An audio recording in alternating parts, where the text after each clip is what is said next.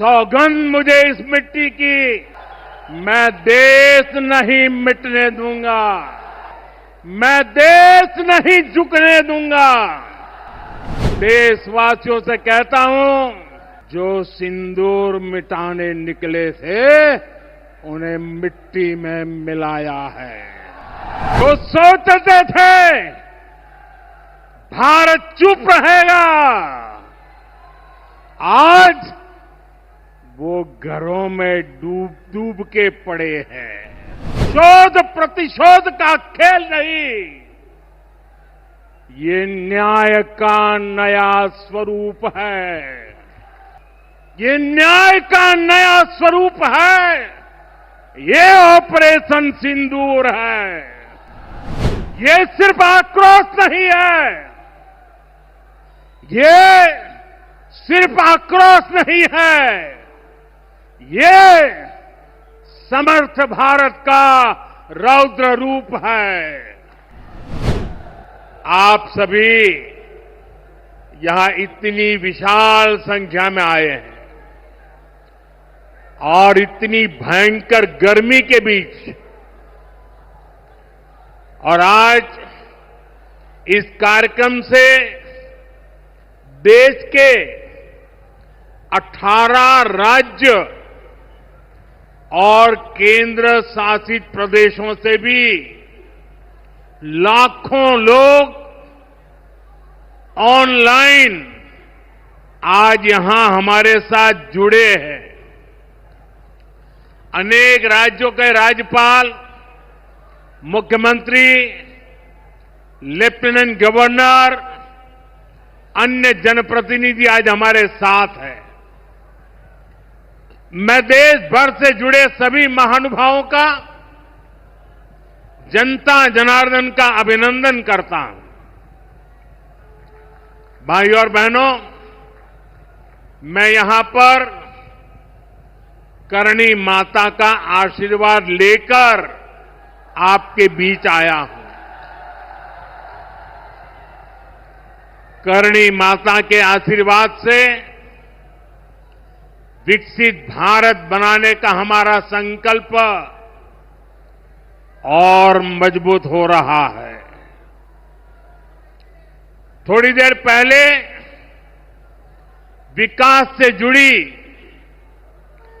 26,000 करोड़ रुपए की परियोजनाओं का यहां शिलान्यास और लोकार्पण हुआ है। मैं इन परियोजनाओं के लिए देशवासियों को, राजस्थान के मेरे भाई बहनों को बहुत बहुत बधाई देता हूं। साथियों, विकसित भारत बनाने के लिए आज देश में आधुनिक इंफ्रास्ट्रक्चर बनाने का बहुत बड़ा महायज्ञ चल रहा है।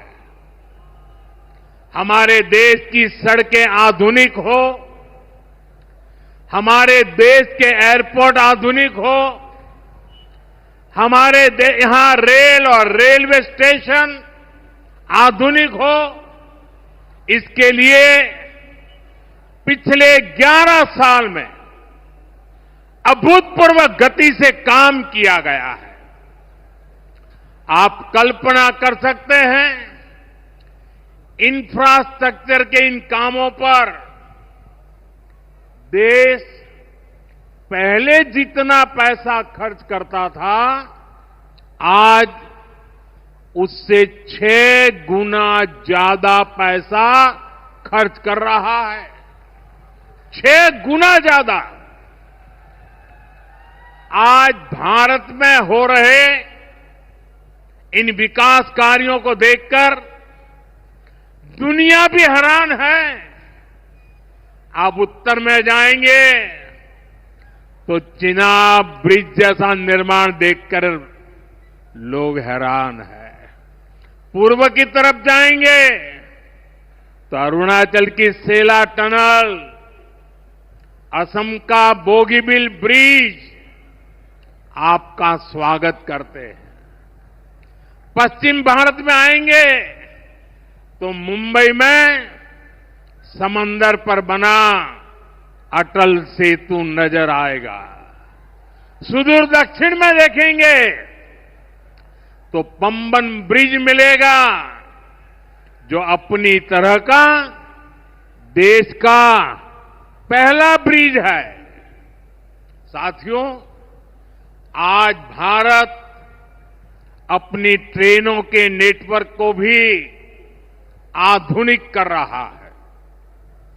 ये वंदे भारत ट्रेनें, अमृत भारत ट्रेनें, नमो भारत ट्रेनें, ये देश की नई गति और नई प्रगति को दर्शाती है। अभी देश में करीब 70 रूट पर वंदे भारत ट्रेनें चल रही है। इससे दूर सुदूर के इलाकों में भी आधुनिक रेल पहुंची है। बीते 11 साल में सैकड़ों रोड ओवरब्रिज और रोड अंडरब्रिज का निर्माण किया गया है। 34,000 किलोमीटर से ज्यादा के नए रेल ट्रैक बिछाए गए हैं। अब ब्रॉडगेज लाइनों पर मानव रहित क्रॉसिंग, वो बात इतिहास बन चुकी है, खत्म हो चुकी है। हम मालगाड़ियों के लिए अलग से स्पेशल पटरियां, डेडिकेटेड फ्रेट कॉरिडोर का काम भी तेजी से पूरा कर रहे हैं। देश के पहले बुलेट ट्रेन प्रोजेक्ट पर काम चल रहा है और इन सबके साथ ही हम एक साथ देश के करीब 1300 से अधिक रेलवे स्टेशनों को भी आधुनिक बना रहे हैं। साथियों, आधुनिक हो रहे इन रेलवे स्टेशनों को देश ने अमृत भारत स्टेशन का नाम दिया है। आज इनमें से 100 से अधिक अमृत भारत स्टेशन बनकर के तैयार हो गए। सोशल मीडिया पर भी लोग देख रहे हैं कि इन रेलवे स्टेशनों का पहले क्या हाल था और अब कैसे इनकी तस्वीर बदल गई है। साथियों, विकास भी, विरासत भी, इस मंत्र का इन अमृत भारत रेलवे स्टेशनों पर उसका नजारा साफ साफ दिखाई देता है। ये स्थानीय कला और संस्कृति के भी नए प्रतीक है। जैसे राजस्थान के मांडलगढ़ रेलवे स्टेशन पर महान राजस्थानी कला संस्कृति के दर्शन होंगी। बिहार के थावे स्टेशन पर मां थावे वाली के पावन मंदिर और मधुबनी चित्रकला को दर्शाया गया है। मध्य प्रदेश के ओरछा रेलवे स्टेशन पर आपको भगवान राम की आभा का एहसास होगा। श्रीरंगम स्टेशन का डिजाइन भगवान श्री रंगनाथ स्वामी जी के मंदिर से प्रेरित है। गुजरात का डाकोर स्टेशन रणछोड़राय जी से प्रेरित है। तिरुवन्नामलई स्टेशन द्राविड़ वास्तुकला के अनुसार डिजाइन किया गया है। बेगमपट स्टेशन पर आपको काकतीय साम्राज्य के समय का आर्किटेक्चर देखने को मिलेगा। यानी हर अमृत स्टेशन पर आपको भारत की हजारों साल पुरानी विरासत के दर्शन भी होंगे। ये स्टेशन हर राज्य में टूरिज्म को भी बढ़ावा देने के माध्यम बनेंगे, नौजवानों को रोजगार के नए मौके देंगे और मैं उन शहर के नागरिकों को, रेलवे में यात्रा करने वाले पैसेंजर से प्रार्थना करूंगा, ये सारी संपत्ति के मालिक आप हैं। कभी भी वहां गंदगी न हो, इस संपत्ति का नुकसान न हो, क्योंकि आप उसके मालिक हैं। साथियों, इंफ्रास्ट्रक्चर बनाने के लिए जो पैसा सरकार खर्च करती है, वो रोजगार भी बनाता है, व्यापार कारोबार भी बढ़ाता है। जो हजारों करोड़ रुपए सरकार लगा रही है, ये पैसा मजदूर की जेब में जा रहा है, ये दुकानदार को मिल रहा है, दुकान और फैक्ट्री में काम करने वाले लोगों को मिल रहा है। रेत, बजरी, सीमेंट, ये सारी चीजें ढोने वाले ट्रक, टेम्पो चलाने वालों को भी इससे फायदा होता है।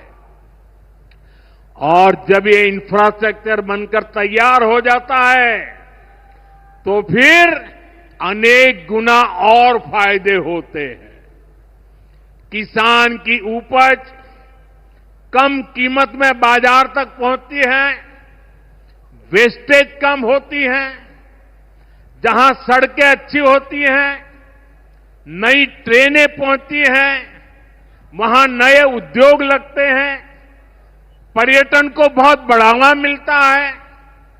यानी इंफ्रास्ट्रक्चर पर लगने वाले पैसे से हर परिवार का, खास तौर पर हमारे नौजवानों का सबसे अधिक फायदा होता है। साथियों, इंफ्रास्ट्रक्चर पर जो काम हो रहा है, उसका हमारे राजस्थान को भी बड़ा लाभ मिल रहा है। आज राजस्थान के गांव-गांव में अच्छी सड़कें बन रही हैं, बॉर्डर के इलाकों में भी शानदार सड़कें बन रही हैं। इसके लिए बीते 11 साल में अकेले राजस्थान में करीब 70,000 करोड़ रुपए खर्च किए गए हैं। राजस्थान में रेलवे के विकास के लिए भी केंद्र सरकार इस साल करीब 10,000 करोड़ रुपए खर्च करने जा रही है। ये 2014 से पहले की तुलना में 15 गुना अधिक है। अभी थोड़ी देर पहले ही यहां से मुंबई के लिए एक नई ट्रेन को हरी झंडी दिखाई गई है। आज ही कई इलाकों में स्वास्थ्य, जल और बिजली से जुड़ी योजनाओं का शिलान्यास और लोकार्पण हुआ है। इन सारे प्रयासों का लक्ष्य है हमारे राजस्थान के शहर हो या गांव तेजी से उन्नति की ओर बढ़ सके, राजस्थान के युवाओं को उनके शहर में ही अच्छे अवसर मिल सके। साथियों, राजस्थान के औद्योगिक विकास के लिए भी डबल इंजन सरकार तेजी से काम कर रही है। अलग अलग सेक्टर्स के लिए यहां भजनलाल जी की सरकार ने नई औद्योगिक नीतियां जारी की है। बीकानेर को भी इन नई नीतियों का लाभ मिलेगा। और आप तो जानते हैं, जब बीकानेर की बात आती है तो बीकानेरी भुजिया का स्वाद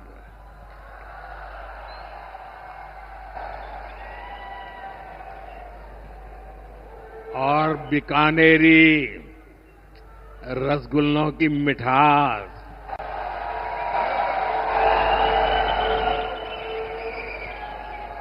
विश्व भर में अपनी पहचान बनाएगी भी और बढ़ाएगी भी।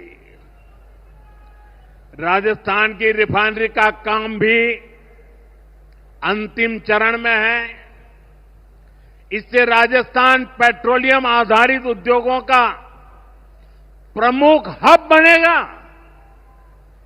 अमृतसर से जामनगर तक जो 6 लेन का इकोनॉमिक कॉरिडोर बन रहा है, वो राजस्थान में श्रीगंगानगर, हनुमानगढ़, बीकानेर, जोधपुर, बाड़मेर और जालोर से गुजर रहा है। दिल्ली मुंबई एक्सप्रेसवे का काम भी राजस्थान में लगभग पूरा हो गया है। कनेक्टिविटी का यह अभियान राजस्थान में औद्योगिक विकास को नई ऊंचाई पर ले जाएगा। साथियों, राजस्थान में पीएम सूर्यघर मुफ्त बिजली योजना भी तेजी से आगे बढ़ रही है। इस योजना से राजस्थान के 40,000 से ज्यादा लोग जुड़ चुके हैं। इससे लोगों का बिजली बिल 0 हुआ है और लोगों को सोलर बिजली पैदा करके कमाई का नया रास्ता भी मिला है।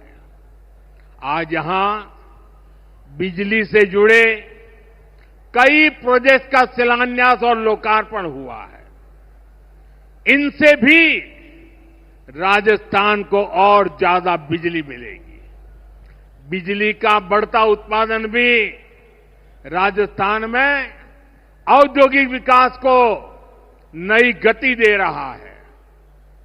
साथियों, राजस्थान की ये भूमि रेत के मैदान में हरियाली लाने वाले महाराजा गंगा सिंह जी की भूमि है।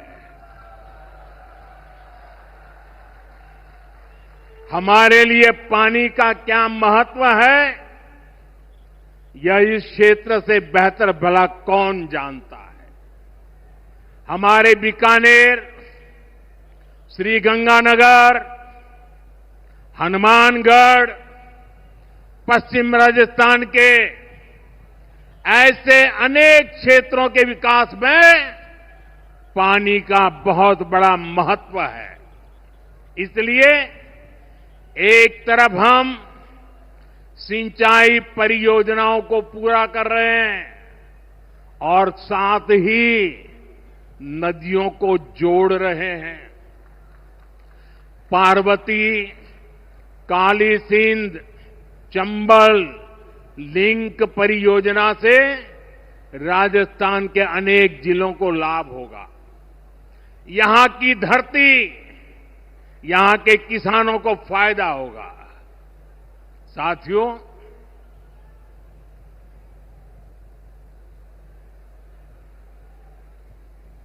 राजस्थान की ये वीर धरा हमें सिखाती है कि देश और देशवासियों से बड़ा और कुछ नहीं। 22 अप्रैल को आतंकवादियों ने धर्म पूछकर हमारी बहनों की मांग का सिंदूर उजाड़ दिया था।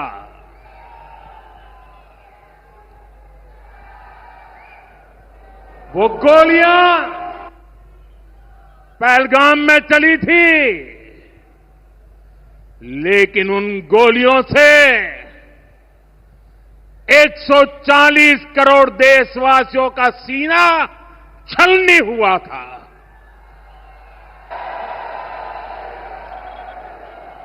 इसके बाद हर देशवासी ने एकजुट होकर संकल्प लिया था कि आतंकवादियों को मिट्टी में मिला देंगे, उन्हें कल्पना से भी बड़ी सजा देंगे। आज आपके आशीर्वाद से, देश की सेना के शौर्य से हम सब उस प्रण पर खरे उतरे हैं। हमारी सरकार ने तीनों सेनाओं को खुली छूट दे दी थी।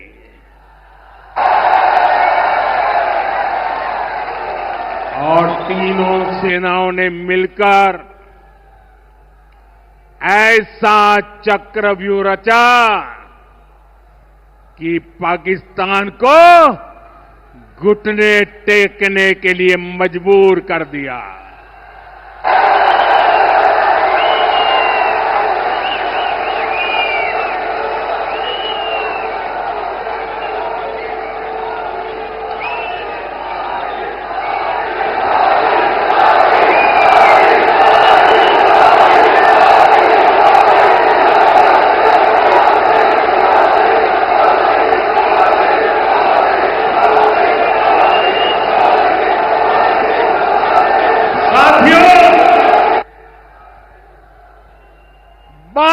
तारीख के हमले के जवाब में हमने 22 मिनट में आतंकियों के 9 सबसे बड़े ठिकाने तबाह कर दिए।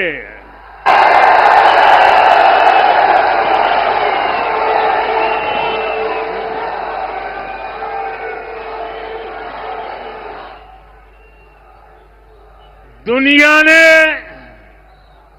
और देश के दुश्मनों ने भी देख लिया कि जब सिंदूर बारूद बन जाता है तो नतीजा क्या होता है।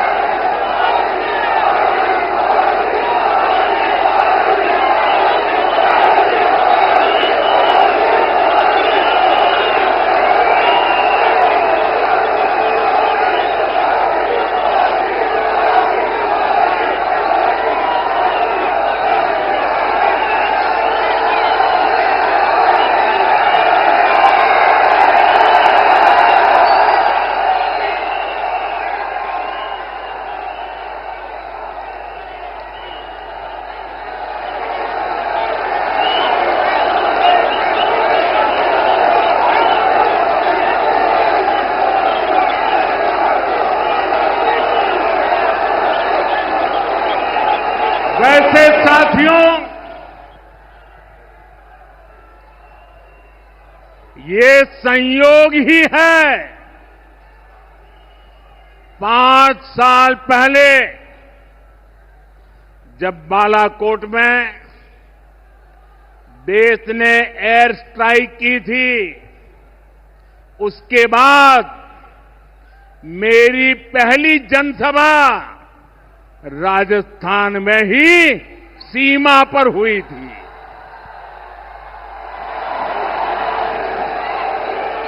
वीर भूमि का ही ये तप है कि ऐसा संयोग बन जाता है।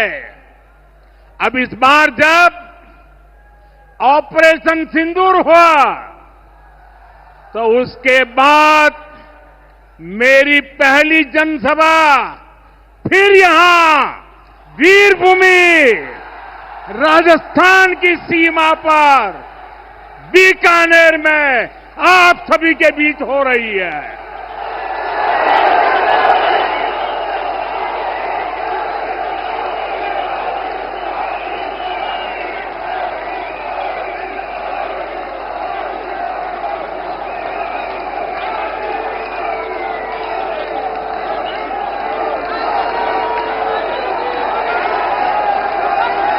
साथियों, चूरू में मैंने कहा था,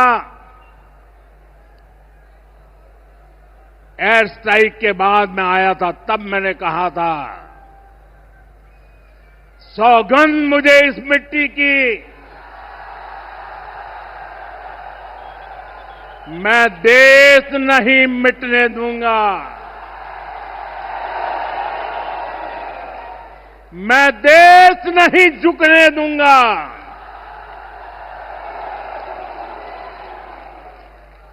आज मैं राजस्थान की धरती से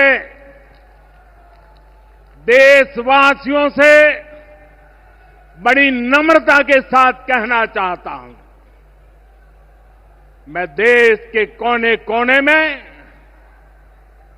जो तिरंगा यात्राओं का हुजूम चल रहा है,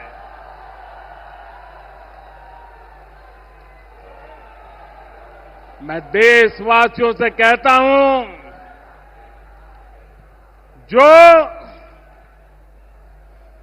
जो सिंदूर मिटाने निकले थे, जो सिंदूर मिटाने निकले थे, उन्हें मिट्टी में मिलाया है।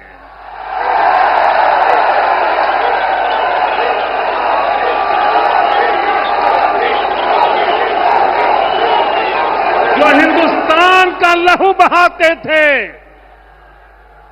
जो हिंदुस्तान का लहू बहाते थे, आज कतरे कतरे का हिसाब चुकाया है।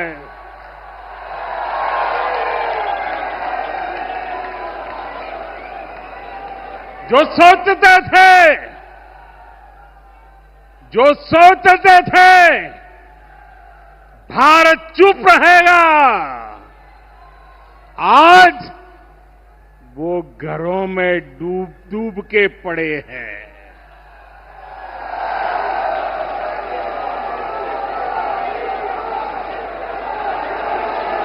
जो अपने हथियारों पर घमंड करते थे, जो अपने हथियारों पर घमंड करते थे, आज वो मलबे के ढेर में दबे हुए हैं।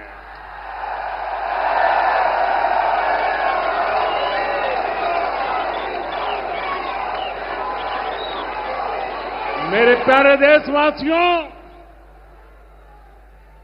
ये शोध प्रतिशोध का खेल नहीं,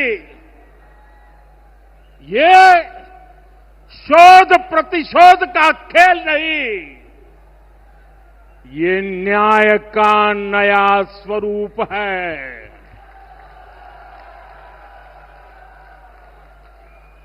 ये न्याय का नया स्वरूप है। ये ऑपरेशन सिंदूर है।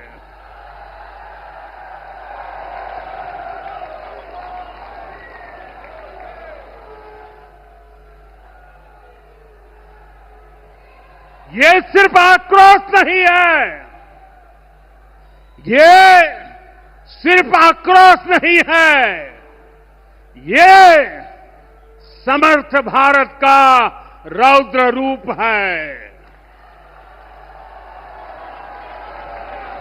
ये भारत का नया स्वरूप है।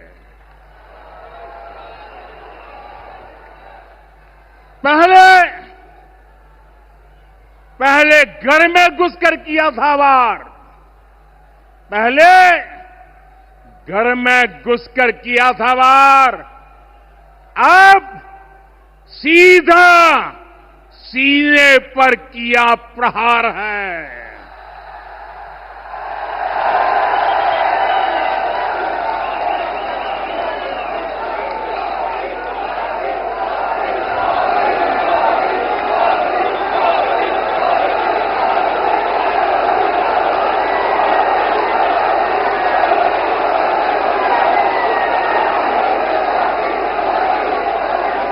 आतंक का फन कुचलने की, आतंक का फन कुचलने की यही नीति है, यही रीति है, यही भारत है, नया भारत है। ये भारत माता की, भारत माता की, भारत माता की। साथियों, ऑपरेशन सिंदूर ने आतंकवाद से निपटने के 3 सूत्र तय कर दिए हैं। पहला, भारत पर आतंकी हमला हुआ तो करारा जवाब मिलेगा।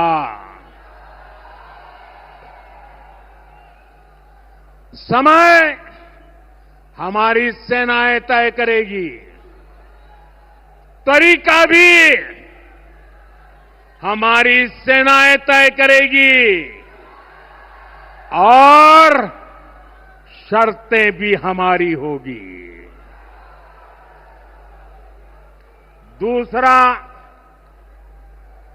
एटम बम की गीदड़ बप्तियों से भारत डरने वाला नहीं है।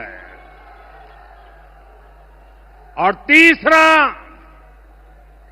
हम आतंक के आकाओं और आतंकी सरपरस्त सरकार को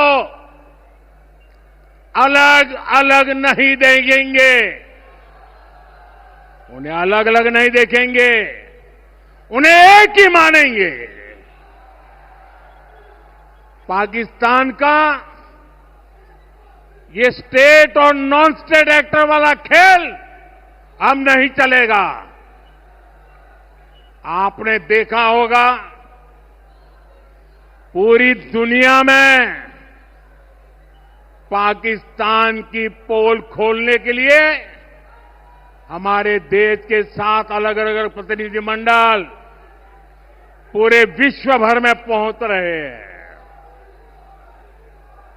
और इसमें देश के सभी राजनीतिक दलों के लोग हैं, विदेश नीति के जानकार हैं, गणमान्य नागरिक हैं। अब पाकिस्तान का असली चेहरा पूरी दुनिया को दिखाया जाएगा। साथियों, पाकिस्तान भारत से कभी सीधी लड़ाई जीत ही नहीं सकता। जब भी सीधी लड़ाई होती है तो बार बार पाकिस्तान को मुंह की खानी पड़ती है। इसलिए पाकिस्तान ने आतंकवाद को भारत के खिलाफ लड़ाई का हथियार बनाया है। आजादी के बाद पिछले कई दशकों से यही चला आ रहा था। पाकिस्तान आतंक फैलाता था, निर्दोष लोगों की हत्याएं करता था, भारत में डर का माहौल बनाता था। लेकिन पाकिस्तान एक बात भूल गया, अब मां भारती का सेवक मोदी यहां सीना तान कर खड़ा है।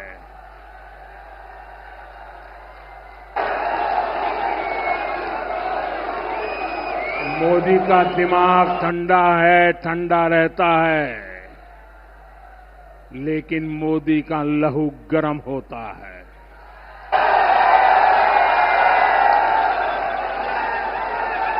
और अब तो मोदी की नसों में लहू नहीं, गरम सिंदूर बह रहा है।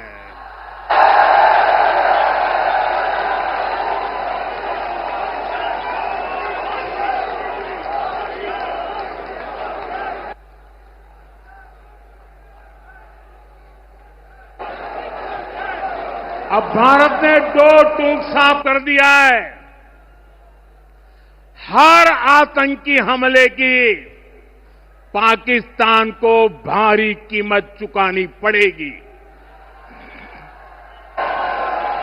और ये कीमत पाकिस्तान की सेना चुकाएगी, पाकिस्तान की अर्थव्यवस्था चुकाएगी। साथियों, जब मैं दिल्ली से यहां आया तो बीकानेर के नाल एयरपोर्ट पर उतरा। पाकिस्तान ने इस एयरबेस को भी निशाना बनाने की कोशिश की थी, लेकिन वो इस एयरबेस को रत्ती भर भी नुकसान नहीं पहुंचा पाया। और वहीं यहां से कुछ ही दूर सीमा पार पाकिस्तान का रहीम यार खान एयरबेस है। पता नहीं आगे कब खुलेगा। आईसीयू में पड़ा है। भारत की सेना के अचूक प्रहार ने इस एयरबेस को तहस नहस कर दिया है। साथियों, पाकिस्तान के साथ न ट्रेड होगा न टॉक। अगर बात होगी तो सिर्फ पाकिस्तान के कब्जे वाले कश्मीर की, पीओके की। और अगर पाकिस्तान ने आतंकियों को एक्सपोर्ट करना जारी रखा तो उसको पाई पाई के लिए मोहताज होना होगा। पाकिस्तान को भारत के हक का पानी नहीं मिलेगा। भारतीयों के खून से खेलना पाकिस्तान को महंगा पड़ेगा। ये भारत का संकल्प है और दुनिया की कोई ताकत हमें इस संकल्प से डिगा नहीं सकती है। भाइयों और बहनों, विकसित भारत के निर्माण के लिए सुरक्षा और समृद्धि दोनों जरूरी है। ये तभी संभव है जब भारत का कोना कोना मजबूत होगा। आज का ये कार्यक्रम भारत के संतुलित विकास का, भारत के तेज विकास का उत्तम उदाहरण है। मैं एक बार फिर इस वीर धरा से सभी देशवासियों को बधाई देता हूं। मेरे साथ बोलिए, दोनों मुट्ठी बंद करके पूरी ताकत से बोलिए, भारत माता की, भारत माता की, भारत माता की। वंदे वंदे वंदे वंदे वंदे वंदे वंदे वंदे वंदे वंदे वंदे वंदे। जहां 27 वर्षों के सफर में 17,000 से भी अधिक छात्रों ने डॉक्टर एवं इंजीनियर बनकर भरे सफलता की ऊंची उड़ान। जहां साधारण छात्र भी झारखंड टॉपर्स बनकर बना रहे इतिहास। दूरदर्शी शिक्षाविद श्री विपिन सिंह के मार्गदर्शन में मेडिकल एवं इंजीनियरिंग के लाखों छात्रों के लिए आशा की किरण के रूप में गोल नेशंस लीडिंग इंस्टीट्यूट। बायोम सिर्फ मेडिकल प्रिपरेशन का संस्थान। बायोम से लगातार दूसरी बार नीट यूजी में 700 मार्क्स पार। 10th पास स्टूडेंट्स के लिए फाउंडेशन कोर्स, 11th पास स्टूडेंट्स के लिए फ्रेशर कोर्स और 12th पास स्टूडेंट्स के लिए टारगेट कोर्स 17 अप्रैल से शुरू हो रहे हैं। कॉल 7360066190 और visit biome, circular road near women's college and Hinoo, Ranchi. thefollowup.in. Like, share and subscribe. www.thefollowup.in